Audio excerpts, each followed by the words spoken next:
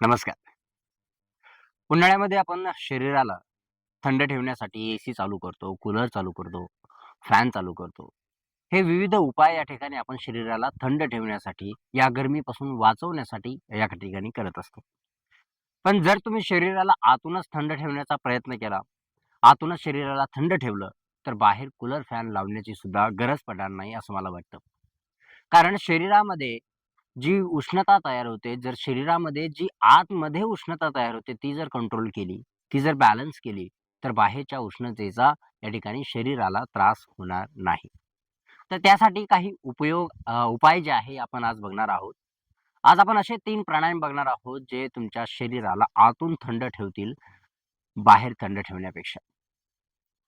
तर आज आपण कोणकोणते प्राणायाम बघणार आहोत आणि त्या प्राणायामाची नावं काय आहेत आणि कोणकोणते प्राणायाम कशा पद्धतीने त्या ठिकाणी करायचे आहेत, कोणती सावधगिरी या ठिकाणी बाळगायची आहे, ते सुद्धा आपण यामध्ये डिस्कस करूया. तर नमस्कार, मी राजू भाकड तुमचं पुन्हा एकदा स्वागत करतो आपल्या YouTube चॅनलवरती. तर आज आपण जे प्राणायाम बघणार आहोत 3 प्राणायाम, ते 3 प्राणायाम अशा पद्धतीने आहे. पहिला जो प्राणायाम आहे तो म्हणजे शीतली प्राणायाम. शीतली प्राणायाम करण्यासाठी जे आहे किंवा कोणताही प्राणायाम करण्यासाठी तुम्हाला चांगल्या स्थितीमध्ये बसायचं आहे. आता चांगली स्थिती म्हणजे काय? ज्या ठिकाणी तुम्ही जास्त वेळ बसू शकता. तुमच्या पाठीला त्रास होणार नाही, कमरेला त्रास होणार नाही, तुमच्या गुडघ्यांना, तुमच्या पायांना त्रास होणार नाही. तर त्या ठिकाणी तुम्ही पद्मासनमध्ये बसू शकता, अर्ध पद्मासनमध्ये बसू शकता किंवा अशा एखाद्या सिंपल पोजमध्ये बसू शकता. ज्या ठिकाणी तुम्ही ज्या पोझिशनमध्ये, ज्या योगासनमध्ये, आसनामध्ये तुम्ही जास्त वेळ या ठिकाणी घालवू शकता. तर त्यामध्ये बसल्यानंतर तुम्ही जर पद्मासन, अर्धपद्मासन, सुखासनमध्ये बसू शकत नाही, तर एक चेअर घ्या, चेअरवरती बसा. चेअरवरती सुद्धा हा अभ्यास जो आहे तुम्ही करू शकता आणि या ठिकाणी तुमची जी शरीरची हीट आहे, उष्णता जी वाढते त्याला कंट्रोल तुम्ही करू शकता.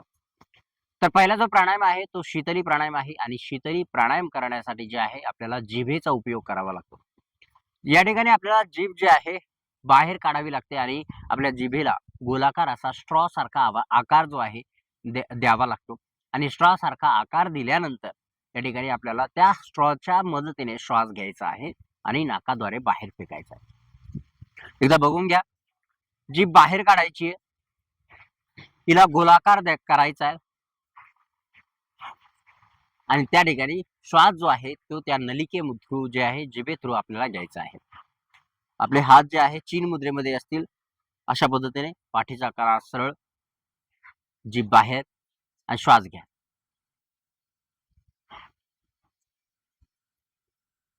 आणि श्वास जो आहे आपल्याला नाकाने सोडायचा आहे.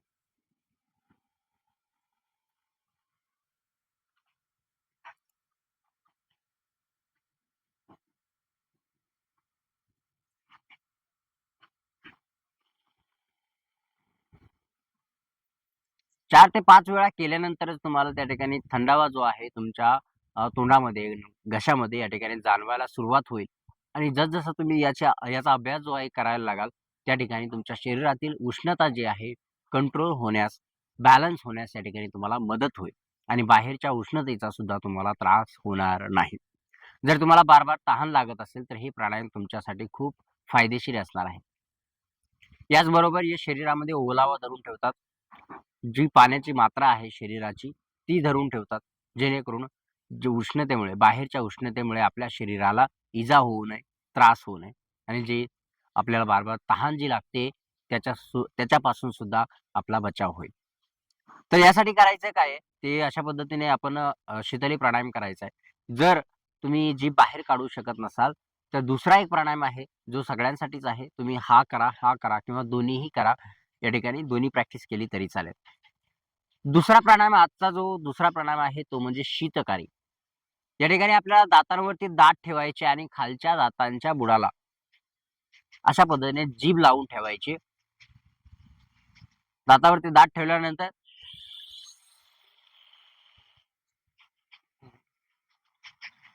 श्वास घ्यायचा आहे दातांच्या थ्रू आणि श्वास जो आहे सोडायचा नाकाच्या थ्रू.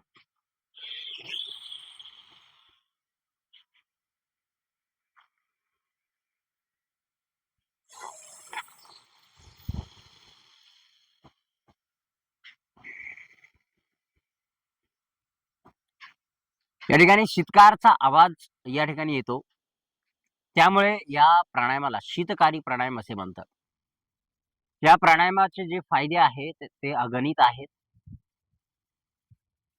शीतली असो वा शीतकारी प्राणायाम हे दोन्ही प्राणायाम तुमच्या शरीरासाठी, तुमच्या मनासाठी खूप लाभदायक आहे.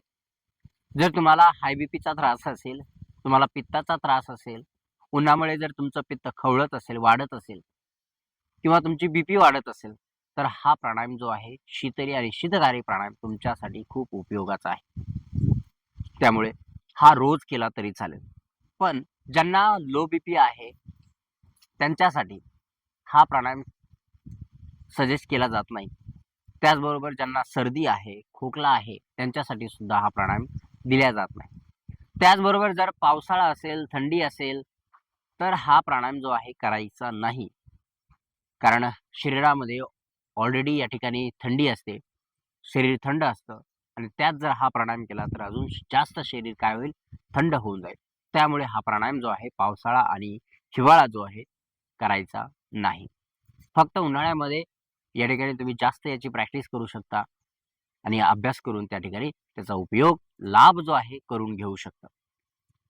यानंतर तिसरा जो आजचा प्राणायाम आहे तो म्हणजे चंद्रभेदन प्राणायाम. आता या ठिकाणी आपल्या नाड्या ज्या आहेत, शरीर हे विविध नाड्यांनी बनलेलं आहे. विविध नाड्या या शरीरामध्ये आहेत. त्यामध्ये 10 नाड्या मूळ आहेत. 10 नाड्या मूळ आहेत आणि त्या 10 नाड्यांमध्ये 3 नाड्या ज्या आहेत, चंद्रनाडी, सूर्यनाडी आणि सुषुम्ना नाडी या ठिकाणी आहे. आता चंद्रनाडी कोणती आहे? तर लेफ्ट साइड जी आहे, आपला डावी नाकपुडी जी आहे, तिला चंद्रनाडी असे म्हणतात. जी उजवी नाकपुडी आहे, तिला सूर्यनाडी म्हणतात आणि मध्यभागी जी असते, जी सायंटिफिकली दिसत नाही, ती सुषुम्ना नाडी आहे. आणि जेव्हा दोन्ही बॅलन्स असतात, तेव्हा जो प्राण आहे, तो सुषुम्ना नाडीमधून जातो. हा स्पिरिच्युअल किंवा एक आध्यात्मिक आणि योगिक पॉइंट ऑफ व्ह्यूनं सांगितलं.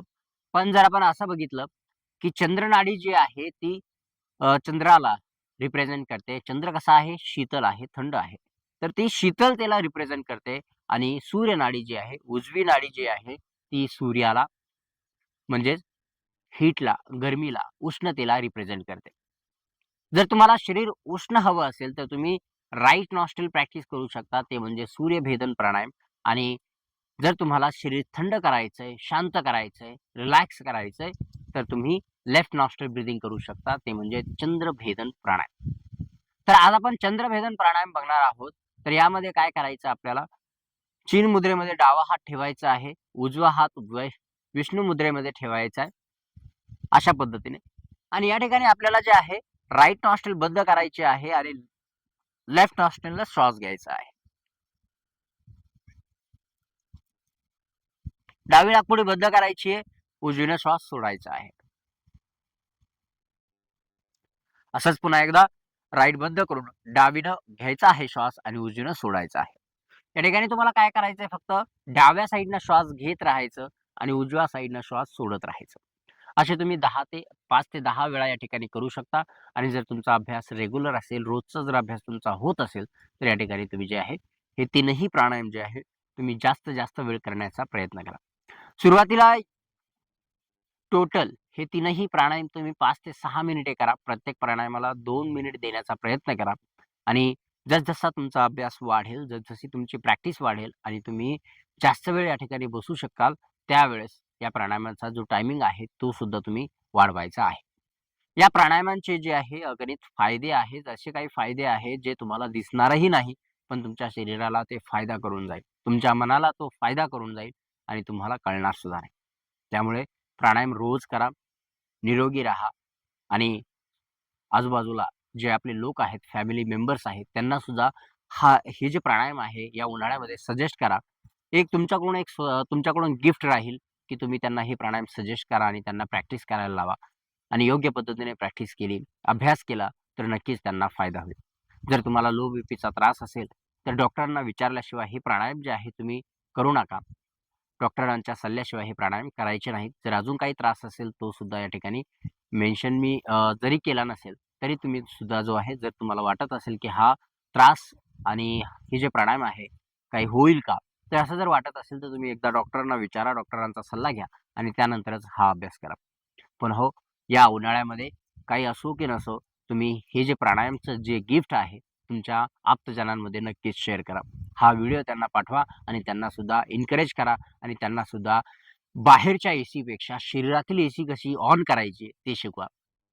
तर मंडळींनो, भेटूया पुढच्या व्हिडिओमध्ये. तोपर्यंत धन्यवाद.